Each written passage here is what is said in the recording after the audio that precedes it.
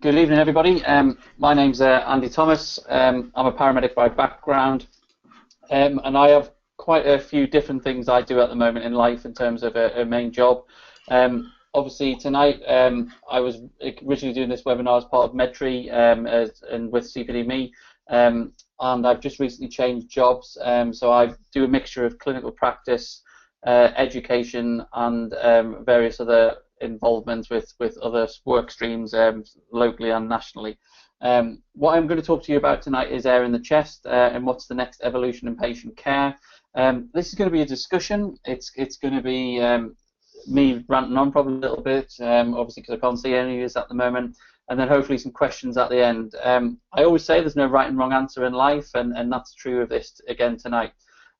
Hopefully you'll be able to hear me throughout the presentation. I did just have my internet did just drop out a second ago, but it's normally pretty good, and hopefully that will survive the night. Timing was quite interesting. I've done a couple of things. I like to tweet, and I'm a big believer in Twitter. So if you want to tweet me anything this evening, it's Andy Thomas 135 is my Twitter handle. I'm just making sure all my phones are on silent so the tweets don't come through. And also, if you want to use a hashtag for tonight, just use hashtag air in the chest.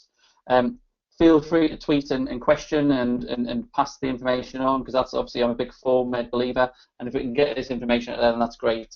However, without further ado, I think it's about time I just crack on with the process of delivering this presentation.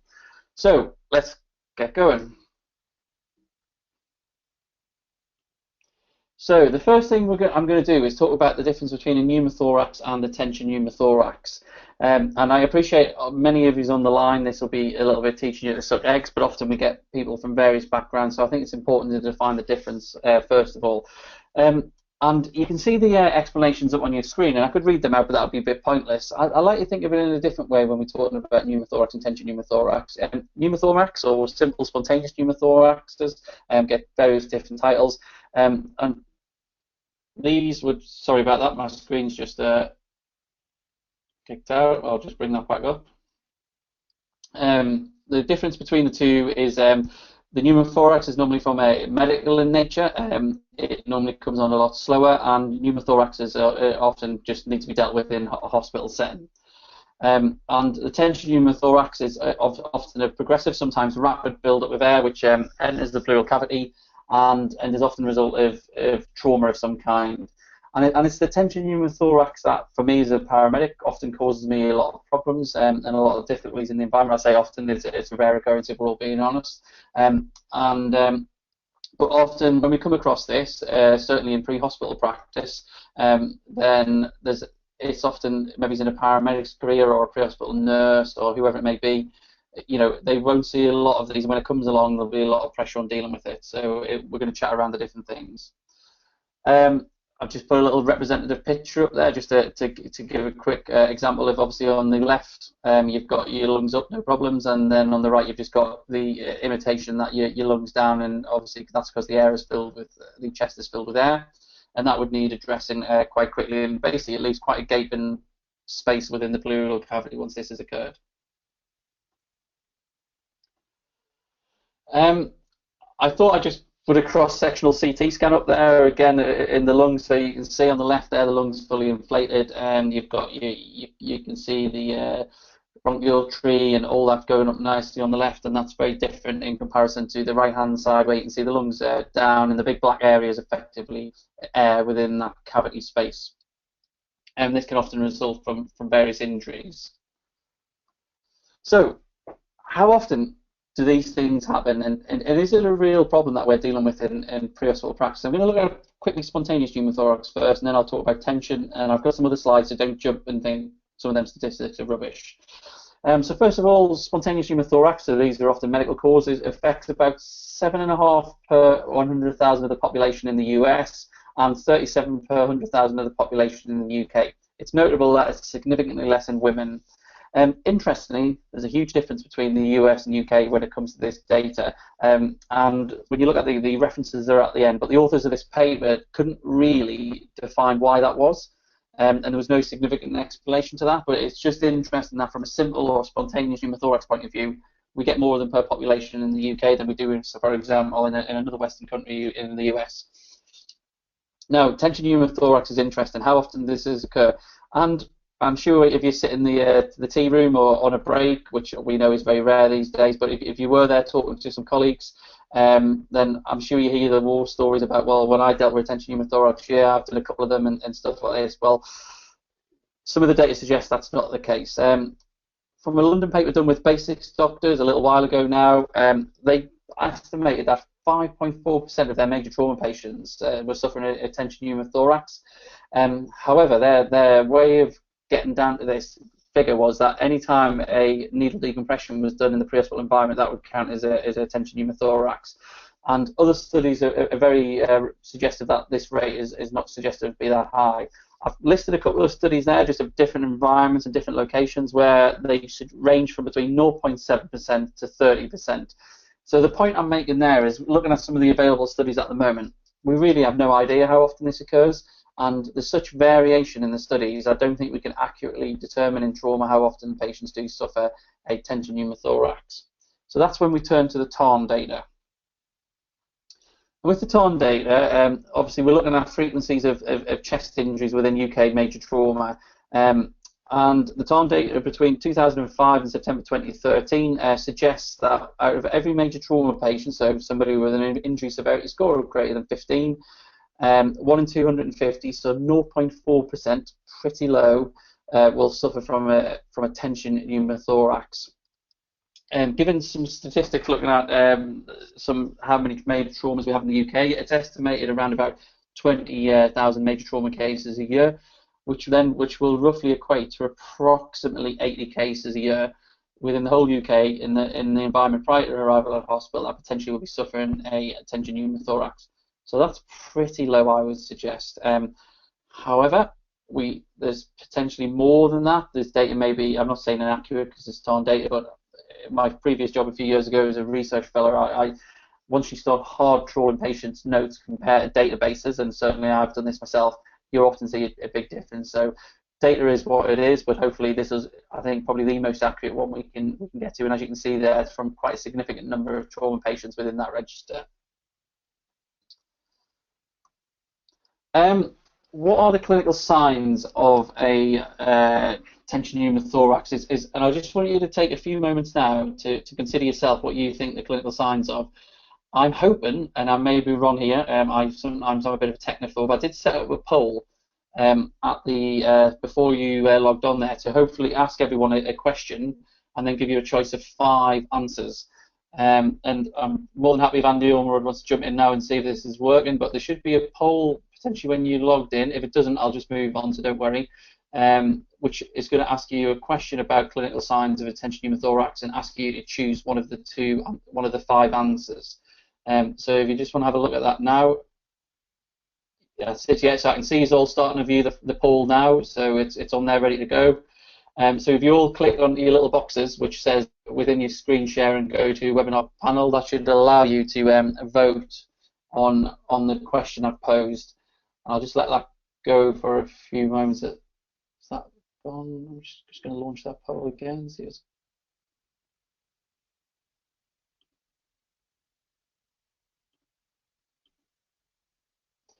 Yeah, so that's it. Yeah, so almost all these. Yeah, we're getting well done, guys. Everyone keep voting on that for me, please. So we're at 70% of you have voted. So over the last few, I'll give it a couple of minutes just so everyone can get into the vote there. It's the first time I've done the poll, so thank you very much for participating, and I'm glad to see it's working. I'm getting some interesting figures coming back this end. So we're at 80%. I'll just give it another sort of 30 seconds for the last few to try and figure out their screen. And if not, I'll just move on. So, what I've asked, and whilst a few of you are asking, the question was, what are the 2 most consistent signs of a tension pneumothorax?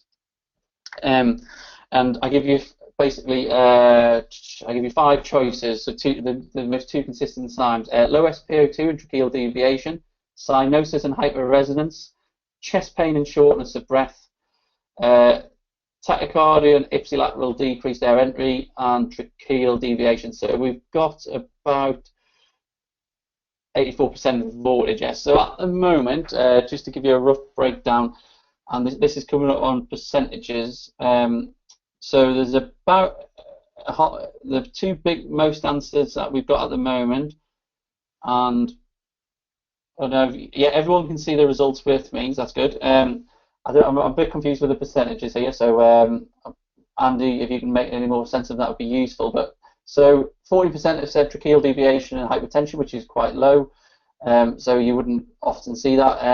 The two highest numbers on there, although I'm sure you can all do the same maths as me, that adds up to well more than 100%, is chest pain and shortness of breath and low SpO2 and tracheal deviation. And now what I'm going to do is I'm going to bring some of the signs up on the screen in front of you. So this is what I'm going to bring up now is and I'll just share results just so everyone can see them if you want to see them, and then I'll just hide them again actually. So clinical signs. This is from a paper which has looked extensively at the presentation of pneumothoraxes and tension pneumothorax and done quite a large data collection where they looked at the most common signs of a tension pneumothorax or a simple pneumothorax. And so the first one we get is chest pain, which is a universal finding. So chest pain should present in every patient who has a tension pneumothorax. This was a consistent finding in all cases, which is quite useful to know. So we're going to get chest pain. And then the second universal finding is shortness of breath. So if we think about a lot of the call-outs we get a lot of call-outs to chest pain and shortness of breath, and these are the two universal findings. These are basically what we're going to see in every patient who is suffering from a pre-hospital emergency or a tension pneumothorax is chest pain and shortness of breath, which in symptoms on their own would not obviously diagnose a tension pneumothorax. Then it would be a tachycardia, which it presents in 50 to 75% of the cases. Ipsilateral decreased air entry, so decreased air entry on the affected side. Again, a common finding. So once we start building the picture together, this would assist with you. So chest pain, short of breath, tachycardia, and as I say, reduced air entry on that side. Then moving down, but less frequent, is be the low SpO2. At this point, when we start talking about these signs and symptoms now, we get quite into the realms of that these are quite low signs and symptoms, so less than 25% low SpO2. And I remember when I first read this paper, it was the low SpO2, and I thought, oh, I'd expected to see that more. Hypertension, again, an inconsistent finding, in less than 25% of the patients will it affect the blood pressure. And when you think how a tension pneumothorax works and the pressure that causes, you know, again, we probably expect to see that more often. Tracheal deviation. Now, again, I'd like to think most people, it's often the one that I remember certainly many years ago in training, when I was, you know, less educated than I am now, and that was what I was told. Oh, if you're going to go tension pneumothorax, there'll be reduced air entry, there'll be drum-like sounds, and the trachea will be deviated. That's what I got told. And again, so far out of those three I've told you, there's only tracheal deviation come up, and that's in less than 25% of cases. Hyperresonance is a rare finding, so the classic drum sound people expect is less than 10% of the cases. Hyperexpansion, so the slight inflation on the affected side, again less than 10%. And cyanosis, again being quite a rare finding.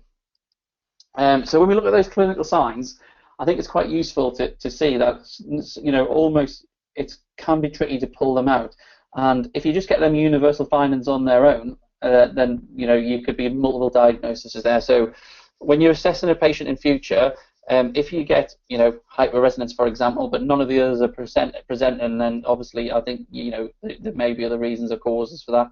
And it just give you bear in mind. And I think if any of the screenshots today, I think this is an important one. What clinical signs will present and what percentage of cases? And I think this is something to take away. And certainly, if we tweet or pass on to our colleagues, is certainly worthy of note. Speaking of the old deviated trachea, we can't move on without obviously some kind of chest X-ray to show the deviated trachea. Now, I've never seen one in my clinical practice. Obviously my background, I've spent 18 years in the Air Force and I've done multiple deployments to places like Afghanistan on the MERT and things like that. And even in that environment, where we saw significant more chest injuries, significant more amount of tensions and things like that, did I ever see anything that looked like a tracheal deviation presenting in a patient. And I'm sure if this patient had one like demonstrated in the X-ray there, then they'd be pretty end of life at this stage. We've talked about those clinical signs. We've talked about, you know, this X-ray here, but I'm going to bring the next slide up, which is just going to show a gentleman just on a repeat loop, just to give you the impression of what it can look like when somebody presents with that difficult breathing and have the issues around that. So as you can see now in the video, this guy's puffing away quite nicely. And if you can see on the screen here where my mouse is now, I'm just going to loop that round. So he's got a cannula in there at the moment. I'll be honest, that cannula looks very medial just from looking at that, and it doesn't seem to be helping this chap at all. There may be other injuries at play here. I don't know the specific case series, but I think it gives you a good idea of, you know, somebody in respiratory distress, somebody, if their background suggests that they've got trauma to the chest, that would give you consideration.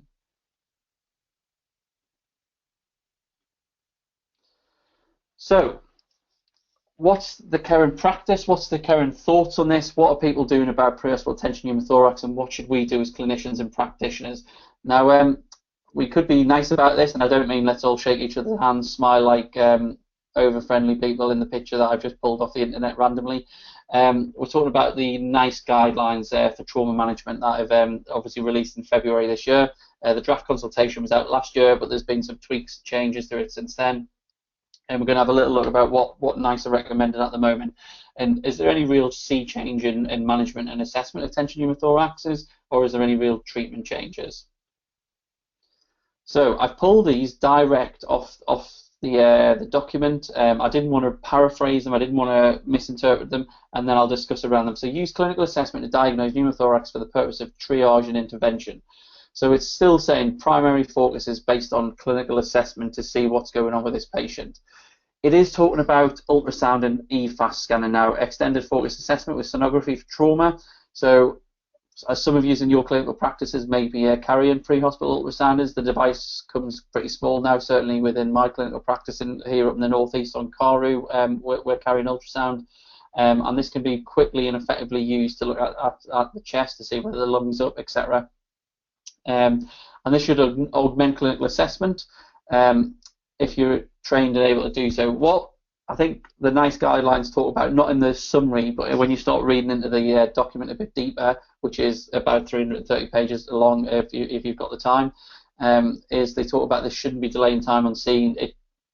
The evidence behind whether it works or not is not entirely strong, one way or the other, and therefore it raises some concerns that it shouldn't delay treatment on scene, it shouldn't delay transport to hospital, and a negative fast test, so a person who's not showing as having a pneumothorax or a tension pneumothorax on fast does not necessarily mean they're not suffering from that condition. So the jury's out a little bit from an evidence point of view. I have to say it's quite a useful tool, and I don't feel it delays on-scene times personally. And I think in pre-hospital and paramedic practice, and when I say pre-hospital, I mean any providers or paramedics as well. I think in specialist teams, in maybe advanced practitioners, your APs, your advanced practices, paramedics, your advanced nurses, your doctors that are out there, in trained hands, this can be quite a useful adjunct that will be done on the move as well. What it does go to say is only perform the chest decompression if the patient with suspected tension pneumothorax has hemodynamic instability or is severe respiratory compromise. So I'm sure we've all been there where we're assessing people's chests and we think, oh, that lung might be down a bit and stuff like that, but they're relatively stable with it. If the patient's stable and you're suspecting from trauma or for a medical reason that they've got some kind of pneumothorax, as long as that patient's stable and not compromised, then absolutely there's no need in the pre-hospital environment to be doing chest decompressions, and I think NICE has supported that, and I think that's very reasonable. For those things that can wait, hospital is definitely the best environment for that. What they are recommending is the use of an open thoracostomy instead of a needle decompression if the expertise is available, followed by a chest drain for those patients who are breathing spontaneously.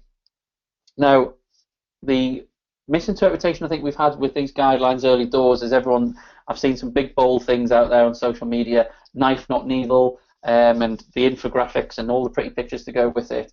That's not entirely what they're saying, because there's a couple of issues around that. First of all, you need to be trained to do finger thoracostomy or open thoracostomy.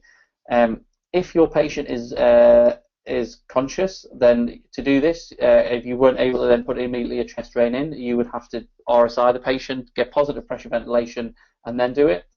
And this is maybe not available to everybody. If you are truly presented with an unstable tension pneumothorax of a patient who is clinically deteriorated to the extent that you're thinking he needs intervention, looking at these guidelines and these recommendations, then that patient's treatment needs to be pretty sharp. And therefore, when you read into it, it says, in the ideal world, finger thoracostomies with positive pressure ventilation or with a chest drain is the gold standard they're recommending. However, if not available and the patient's condition warrants it, then needle decompression. And I think the thing with needle decompression, that will apply to most pre-hospital practitioners.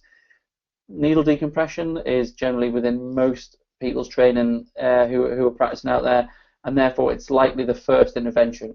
Within that as well, there'll be maybe many reasons why other things can't be performed. Patients trapped in a car, can't get positive pressure ventilation, etc. Once you've decompressed the chest, if you get to the stage where this was necessary, then obviously you must continuously observe the patient for reoccurrence of a tension. And this guide comes very much out, and we're going to talk on it in a second, it comes very much out of a lot of what we do at the moment just doesn't work, or the patient retentions, and I can certainly speak from experience of picking soldiers up who were injured on the battlefield, and they would come on with sometimes 2, 3, and I even saw 4 brown or orange cannulas in, where whoever's been treating them have either had not success or it's worked for a short time. They've had to needle decompress the chest, and that's something we're going to look at a little bit more in a second. But so the nice guidelines are out there, guys. I think it's NG39 off the top of my head, but the reference is at the end, and there's a link. But worth a little read. There's a summary guidance with the stuff I put up in front of you, and then if you're really into the sort of literature side of things, then you can read the main document. It goes into a little bit more depth of why they came to their decisions. So, finger first is definitely what we're saying. I'm not here to profess to you that finger is not the way to deal with this. In an ideal world, everyone would be trained to treat every trauma patient to a high level of care at the same level, but there's just not enough trauma patients to go around, and therefore we're never going to get everybody who responds to this level. And therefore, if not available, we may have to look at other things. And as I want to re-emphasise, even when the specialist team's there, if a patient's trapped in a car, and therefore, you wouldn't be able to RSI that patient would have 360 access, or you wouldn't be able to get a tube down in a traumatic cardiac arrest, then your needle decompression may be your only option. You must have positive pressure ventilation. I can't stress that enough. And the guidelines back this up. If you just cut a hole in the patient's chest and you've not got positive pressure ventilation and you don't put a chest tube in there, then you've basically created an open pneumothorax, and by creating that, that's probably not ideal for the patient. And obviously there's many of us out there that would potentially won't be trained to do RSI or finger thoracostomies within their normal scope of practice. So I think finger first definitely, but let's be honest and realistic, it's not always going to work. So, and then we've got to have to talk about size. So, does size really matter?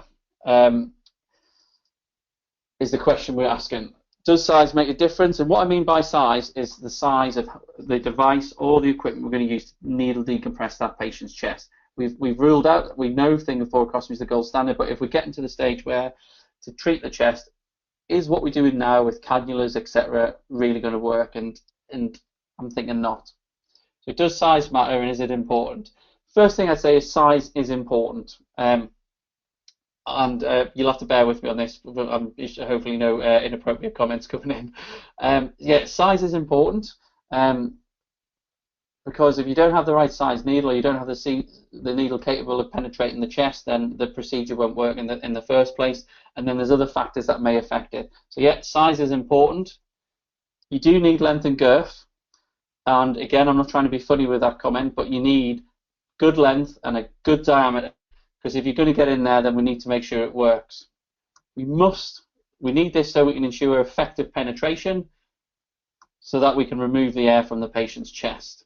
And I hope that might sound catchy and a way to think, but length and girth is important. We've got to get through there. And what I mean by that is, if you look at the dictionary term of girth, it is diameter.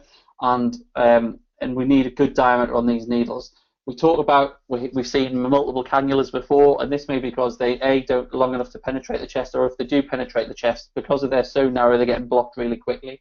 Our fundamental aim is to remove the chest out of the air. I'll say that again, the air out of the chest, to improve the patient's condition. And our patient population is varied these days.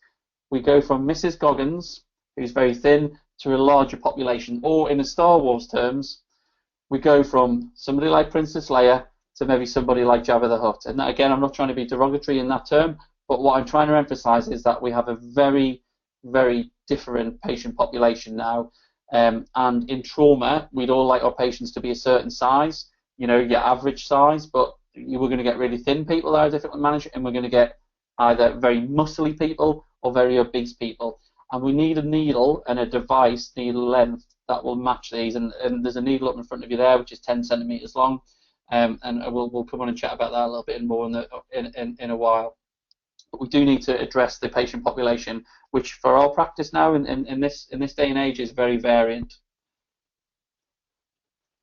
Obviously, people weightlift and stuff like this is just an example of a chap who before has had some pectoral implants done. And again, if you look where they are, yes, they might make him look, you know, all packed up in his t-shirt there, but that. Well, the needle's got to go through that. Will the needle penetrate that? What effect will that have on a needle? And again, we've got to think about this. So why do we need to go for a larger needle? Because the 10 centimeter needle I've shown up before, it would fit when I show people, or I've shown people that in training and clinical environments, people go, oh my God, we wouldn't put that in anybody. So let's talk about some of the evidence. The most commonly used sizes for needle thoracostomy are a 14 or 16 gauge cannula, and these lengths range from 3.2 to 4.4 centimeters. First of all, the old style cannulas we used to use 5, 6, 7 years ago with no safety features were about 4.5 centimeters in length.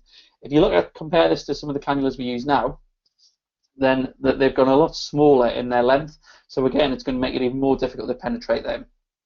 And in multiple papers, these are associated, standard cannulation, with 50 to 65% failure rates. Due to not even penetrating the patient's chest. Even if you use a 5 centimeter needle, so we're saying, well, even bigger than the standard cannula we've got now, based on CT imagery of chests, this would still fail in 42.5% of cases to penetrate the chest wall. So therefore, we do need a bigger needle that's fit for purpose. I've just added this last other reference in at the end. The minimum recommended length for 90% success rate is now 7 centimeters, and this was come from a publication released last month in J-Trauma, a very well-respected trauma journal. Again, this was based on a couple of thousand cases, 2,500 healthy volunteers that were getting their CT'd, getting their chest wall looked at for other reasons.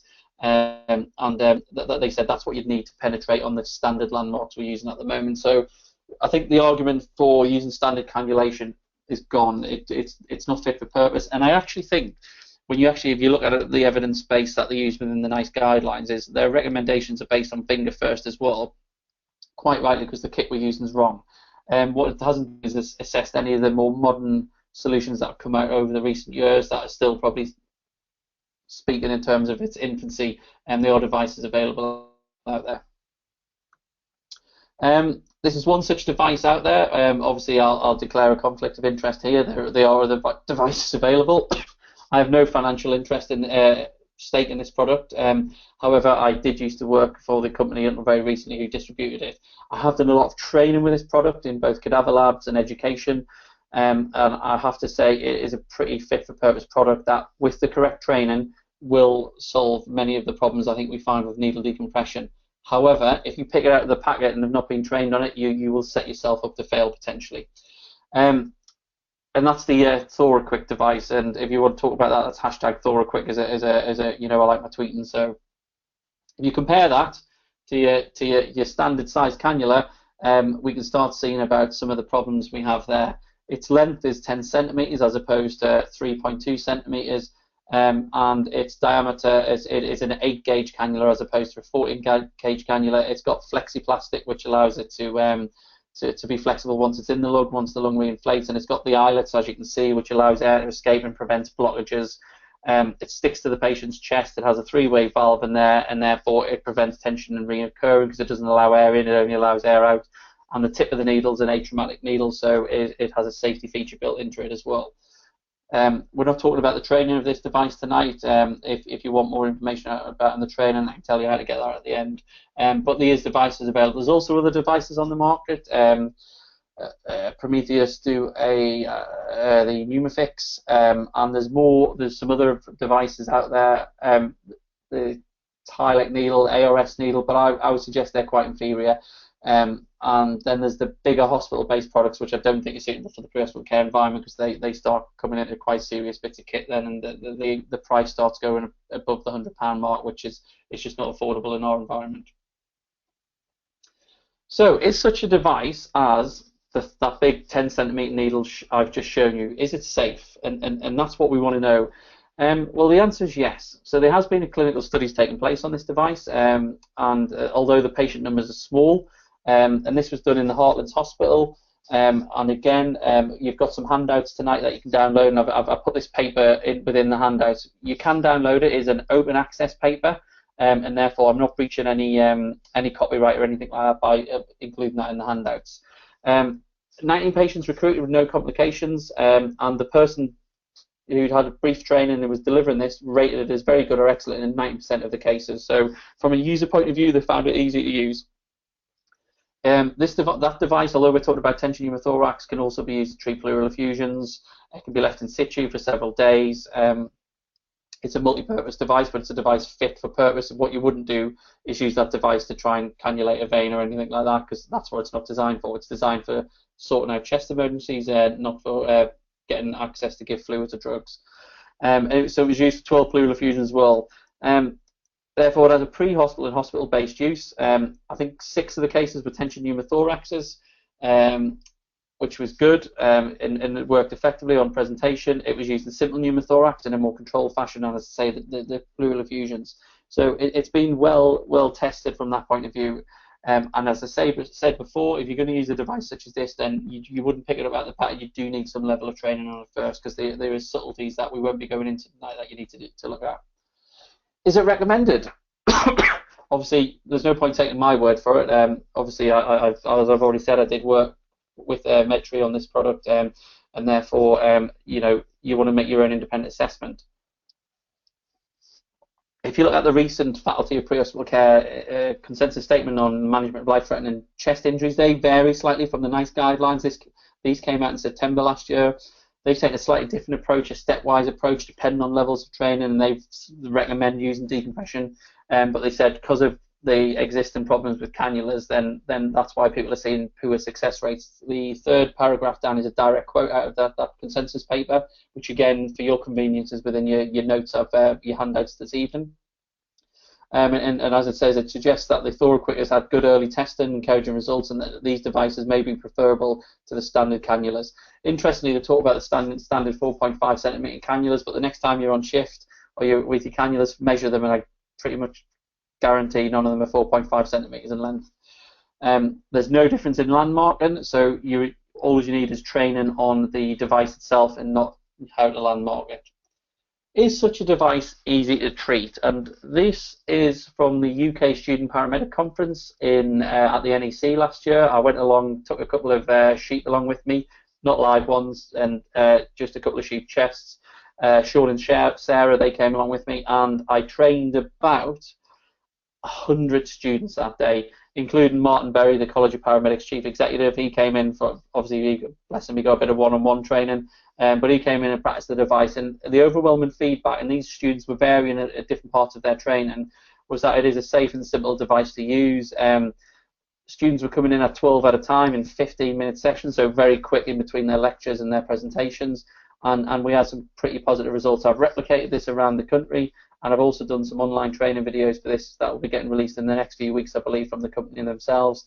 So there's some options out there on the training of the device, but the aura of the device is out there, as I say, but it is a simple solution. And when I talk about the title of an evolution, the evolution's not just in equipment, but it's in mindset. And what I mean by mindset is we've got to stop using kit that's not designed to do the job. Otherwise, we quite rightly will see high failure rates that we have done, and therefore the only answer is to go on to more invasive procedures like finger thoracostomy, when realistically, with thousands and thousands and thousands of pre-hospital care providers in the country, we're not going to train everyone to do so. So why does it go wrong? Why, when we are conducting these things, do they go wrong? Fear.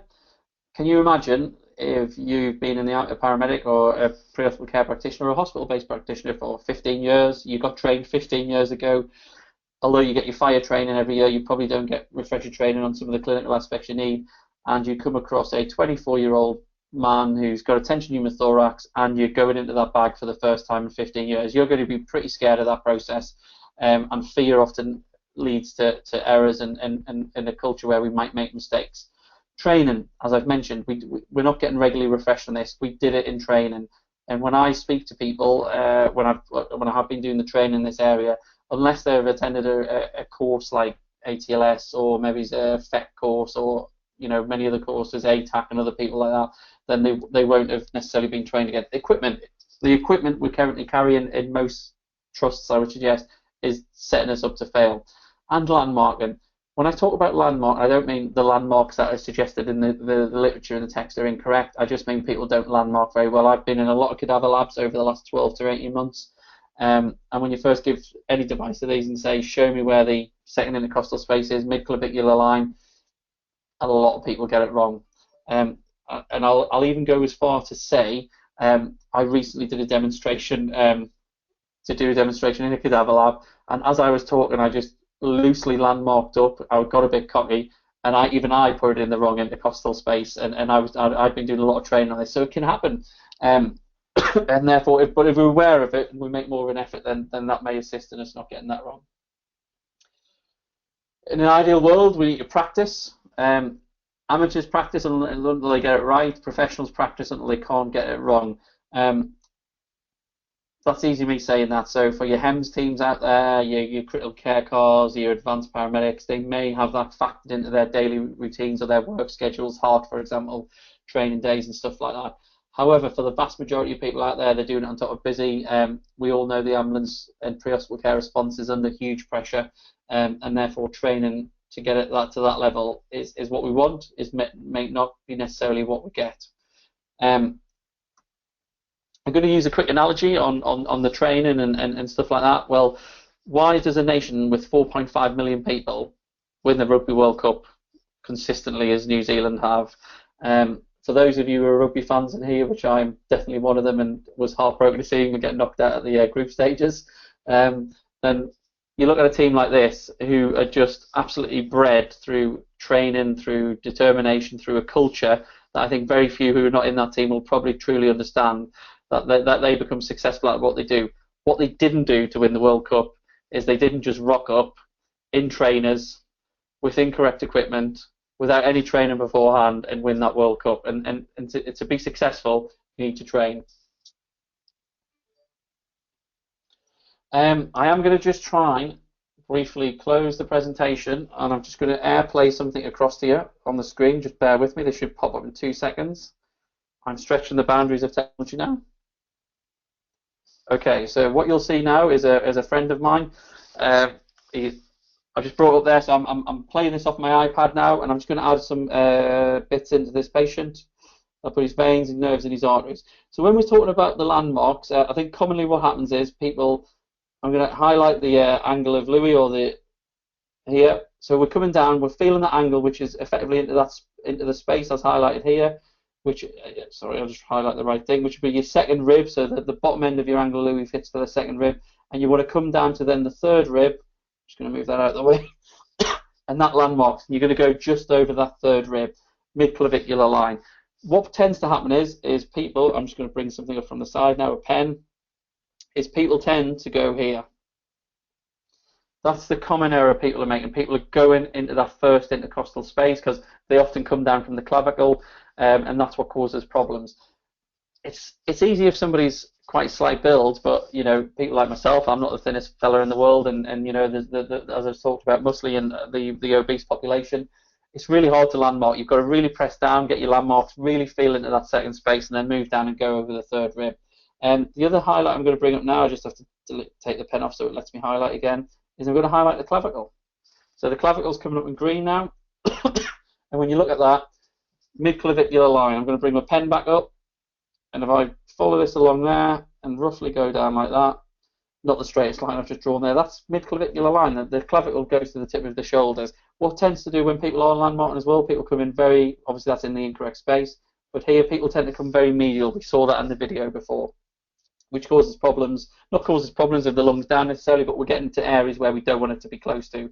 So if in doubt when you're doing this, I would always suggest, if you're on the right-hand side of the nipple, and you're really on the right-hand side of the nipple, you're probably far too close to the midline, and think slightly more lateral, and you'll probably end up being, if you go slightly more lateral, you'll probably end up in about the right place.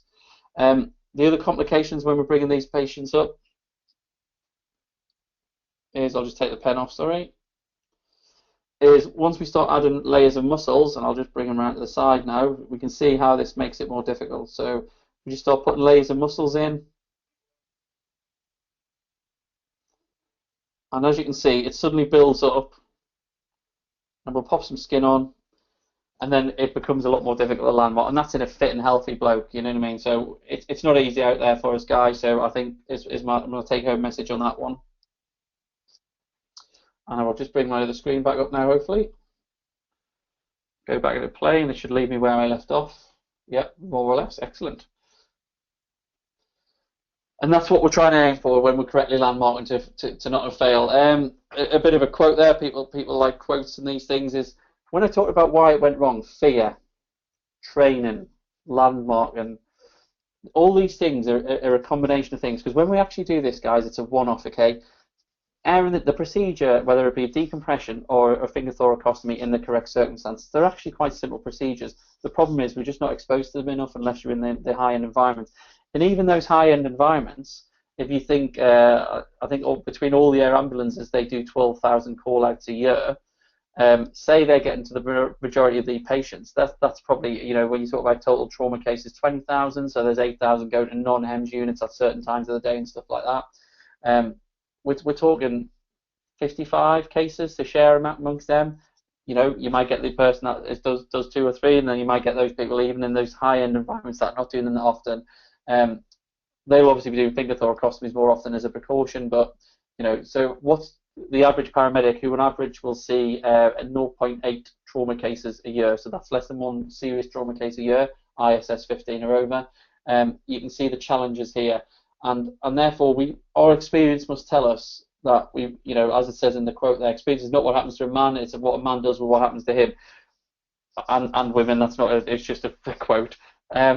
What I'm trying to say there is, guys, if you ever come across this, then you've got to try and control your environment, control yourself, dig down into your training, remember your landmarks, and use the appropriate device that I've got you. If you haven't got the appropriate device, use what you want, what you've got. But bear in mind, it might not penetrate, and if it does penetrate, it might reach tension very quickly because of kinking, etc. So what are we aiming to do? Well, what I'm going to some of you may have seen this video. It's widely available on the internet. This video is not the thoracquick, for example. It is from a thoracoscope. It was done in Ukraine by the guy who heads up, the medical director of the Ukrainian Civil Defense Force, I think it's called. I have emailed him several times to try and get more information on the exact nature of this video, because there's a few things don't quite fit in.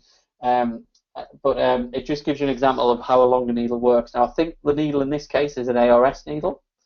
However, this patient has clearly been positively pressure ventilated. There's a thoracoscope in place, and I'm not sure, because it's very much zoomed in, whether there's any other treatments going on that we can't see, because this lung does inflate pretty quickly through a 14 gauge ARS needle, which, to be honest, I'm not sure it would go that quickly, and I think you'd need a wider gauge. However, we'll see, and I'll just play it for you now. So you see the needle coming in. Actually, this needle comes quite a long way in. That's quite unnecessary. So if the lung was up, and there's no safety features to the end of this needle, so no atraumatic needle, that would cause damage potentially.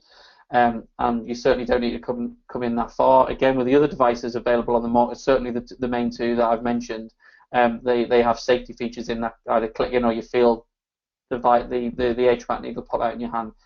but this comes up in about 4 or 5 breaths, so about 15 to 20 seconds, and the lungs fully inflated. If you ever look at an ARS needle, which I've been told this is, and when you look at the kit list on the Ukrainian Defence Forces website, it would suggest they all carry ARS needles. There's no way it's that big in terms of its size. Obviously, this looks quite zoomed in, so that might be what the reason behind that is. So that's our fundamental aim, is to get the air out of the chest. Again, I'm going to go back to the title. What's the next evolution in patient care?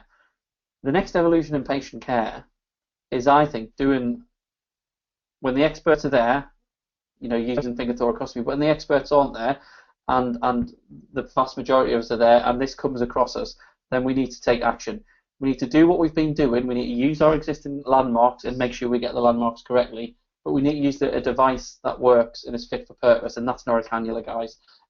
So whichever one, you know, if you would decide to change your practice, or you're an influencer and you trust, or you want to bang the drum of a different piece of kit, you have a look at them, you choose what you want to use yourself. However, we do need to use something different to help these patients who, when this happens for real, so let's be honest, we're going to have 2 patients, those with simple pneumothorax we can leave, those with tension pneumothorax, some of them with tensions may be stable enough to just get them to hospital, but those who need it there and then need it correctly. And that's the end of the presentation. And I'll take questions in a second from Andy Ormerod, and I will just, the references will be available as well on there. Excuse me, on there. And I'll just close my screen down and let Andy take control of the screen back to him, and then I'll answer the questions. Thank you, Andy. Very much, Andy Thomas. Fantastic presentation there, Andy. Lots and lots of questions. I will just quickly flick back over to my screen. We've got quite a few questions. First one is from Rod. What about raised neck veins as an indication for a tension pneumothorax? Yeah, interesting question there. Raised neck veins, the clinical theory behind that is, as the tension pneumothorax develops, there's pressure on the aorta, therefore you'll get that bulging in the neck. The problem with trauma patients is there's just not one thing wrong with them. So they're probably hemodynamically unstable, and in the experience of, and I can only talk about military trauma patients now. I've rarely seen this in a civilian trauma patient. You don't see that at all, and it wasn't anything that was mentioned in the literature within that document, which looked at a lot of other literature. So again, I think it looks good in the textbook, probably just like the tracheal deviation does, but whether you'll see that realistically, no, I don't think you will, Rob. So yeah, good question. But yeah, from my experience now, I'm not convinced that's a sign you're going to see. Okay, I think that's answered the question. Next question is, are these used in the UK? I think Ben is referring to the 𝐸 Yeah, I'm just laughing at that because I can see that question. Then he goes, and then the next question from the same person, Ben, it says, "I'm on that photo." So I don't know what photo that is, but maybe you can question and tell us, Ben, please. Yes, they are in use in the UK. I certainly carry them in our critical care scheme. They're used in some hospitals. It's not in widespread use at the moment. There's a lot of places trialing them, so CPDme, and I don't know if there's any of my critical care paramedic colleagues on from CPDme tonight. They're doing a trial at the moment. I no way want to come ahead of their trial. I have spoken to some of their critical care paramedics, and they're trialing 𝐸 versus 𝐸𝐤𝐤𝐸, and they're seeing some. I get the impression they're seeing more success with 𝐸, and the reason potentially behind that is with 𝐸 you do a little pre-stab through the skin before inserting the device, because it's a much wider 8-gauge catheter going in there. If you don't do that, you can get a little bit of kinking. And the other manufacturer's device, their advice is to insert straight in, and I think that's affecting their success rates, and also securing the device afterwards is easier with the 𝐸. So it is getting used. Other places it's getting used. It's getting very much used in Belgium, South Africa, and it's just getting launched in the United States within the last few weeks as well. And I was over in Las Vegas September last year with this device, and the American market had a lot of interest in this as well. So I think, yeah, I think it will grow in the UK, but like everything, these things take time. We're slow innovators in the United Kingdom compared to some other countries. We like to really take our time on products, and that's reasonable and fair. So yeah, it's some places are using it, but it's not in widespread ambulance use at the moment. Okay, next question. Not listening to the presentation, it's almost like a sales pitch. What was the software program used to show the anatomy and landmarks? Okay, yeah. I'll tell you. I was going to say I'll bring it back up on the screen, but you can't. Yeah, so it's if you go onto Apple, Google, not Google, yeah, Apple Store, it is Essential Anatomy 5. I think it costs $22.99. It's a little bit expensive. However, I have to say I use it in a lot of presentations, and it literally will. You press on it, you can zoom in and out, go inside the body, out of the body, and I definitely have no financial stake in this, but it's a really good app. And certainly from a lot of presentation I've done with student paramedics and others alike, they've then gone on to use this for their learning their A&P, and I'll be honest, I like flicking through it every now and then to learn my A&P, because like the rest of us, unless we're anatomists, we do forget the basics. It's more than we like to care to admit. So yeah, Essential Anatomy 5, and you can download it for about, I think it's about 22, 23 quid. Okay, Andy, next question is, I'm a technician, and are there any techniques or are there anything that we can use to slow the development of a pneumothorax while waiting for a clinician who can decompress? It is very difficult, I think, when you haven't got the ability to intervene. What I would say is do your basics well, Matt, is, assess the patient, allow the patient to take the most comfortable position for them. So there's no right or wrong. I know this sounds first aid, but I think the basics often make a difference. So if the patient will find the most comfortable position for them, they will lean. And if you try and force them into a position because you think injured side down is the best or whatever, then that'll just affect them. Let them go into the most comfortable position. Make sure you've applied oxygen.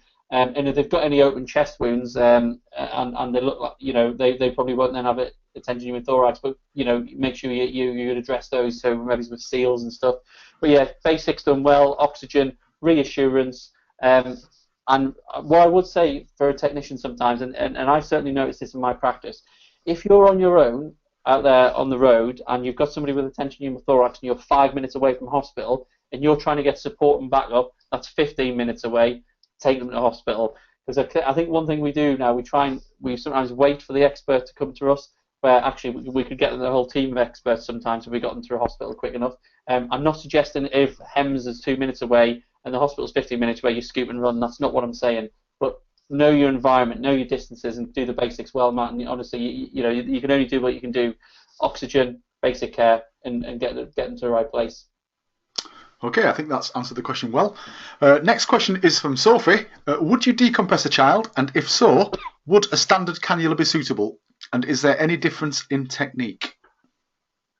Well, I can actually speak from experience here, which is, I'm really saddened to say. I was quite involved in quite a lot of pediatric chest trauma, again, in my days on MERT in Afghanistan. And I certainly remember my first finger thoracostomy I ever performed was on a 7-year-old, and I nearly broke my little finger trying to get it in between the very tight ribs. We were using often on the peds, if we were using green cannulas, especially on the small kids. Again, in civilian practice, I've never seen it. Civilian trauma doesn't lend itself to this, but yeah, it's a good question. So yes, if I come across it and they clinically had a tension pneumothorax, yes, I'd do it.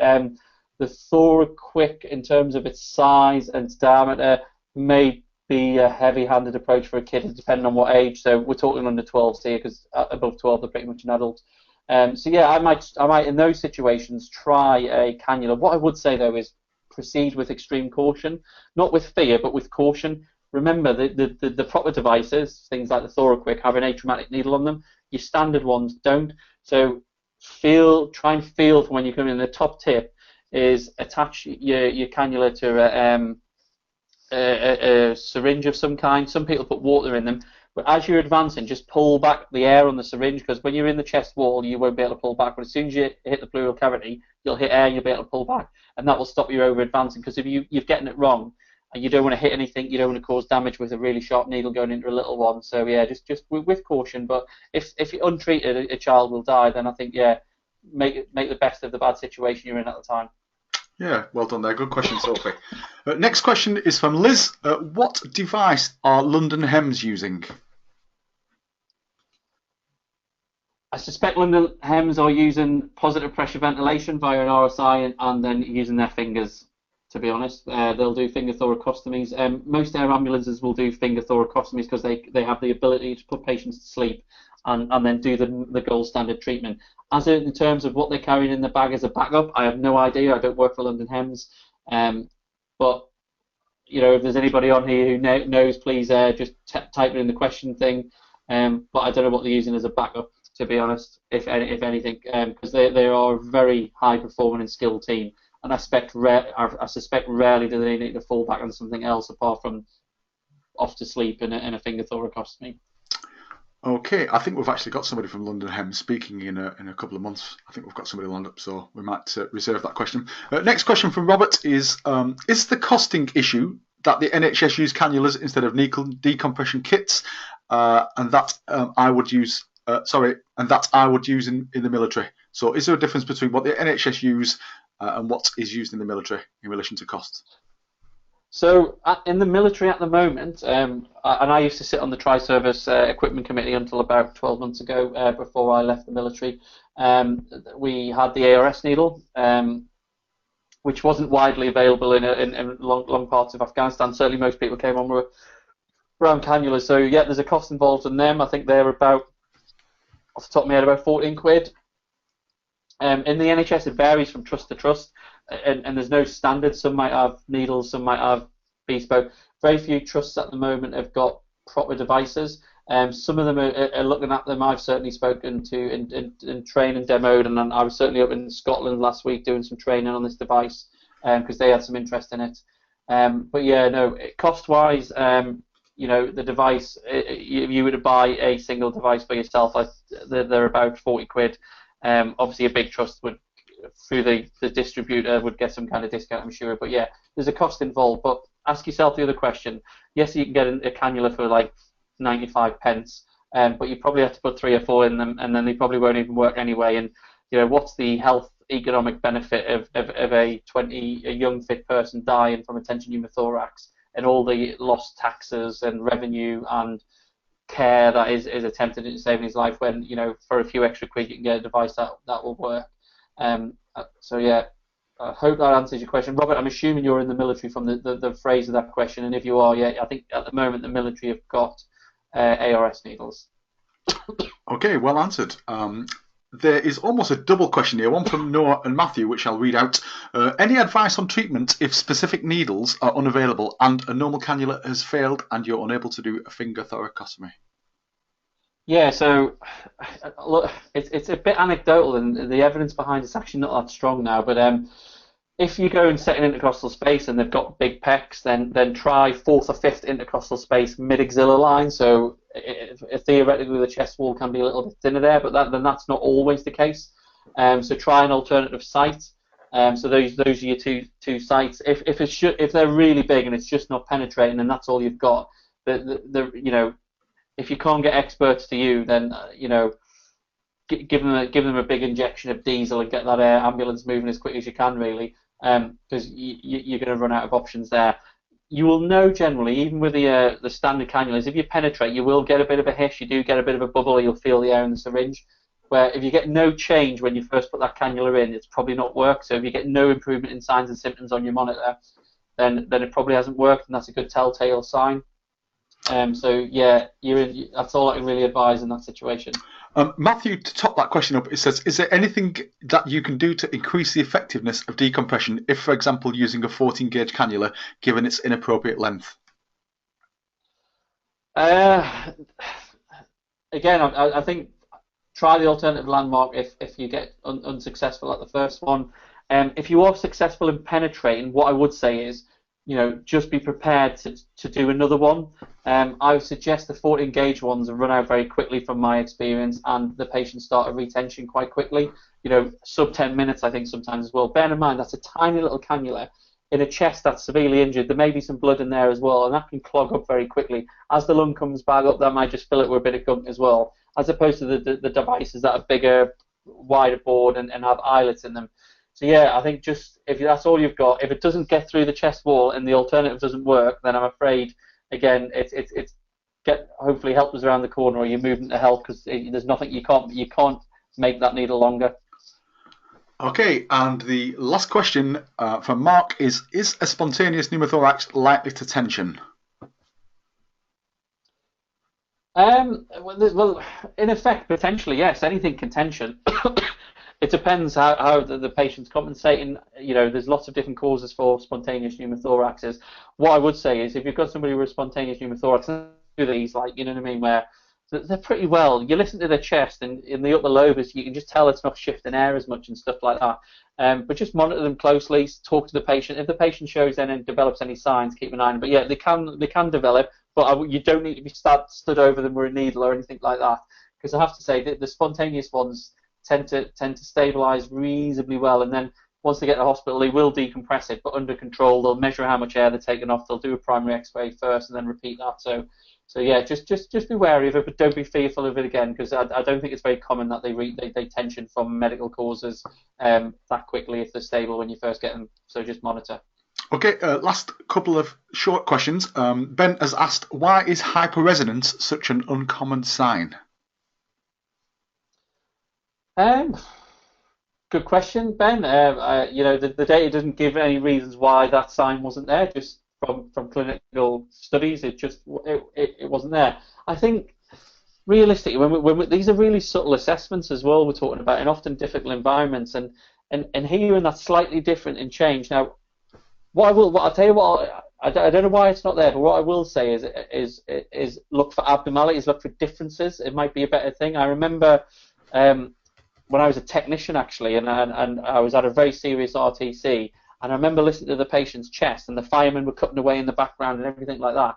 And I remember listening to the left-hand side of the chest, sorry, the right-hand side of the chest first, then listen to the left-hand side of the chest, and it's just something sounded very different from one side to the other, and I couldn't figure out why, and I couldn't do anything about it anyway. I was a technician, and I remember that a basics doctor turned up just as we were extricating him, and I remember mentioning it to the basics doctor at the time, saying, look, something's weird, like, it just sounded different. So although hyperresonance might be, you know, it's less than 10% of cases, it's all part of building that clinical picture. And if something just sounds different, so you tap on one side, which you don't think's injured, and the other one just doesn't quite sound the same, that for me, that's an indication something's going on there.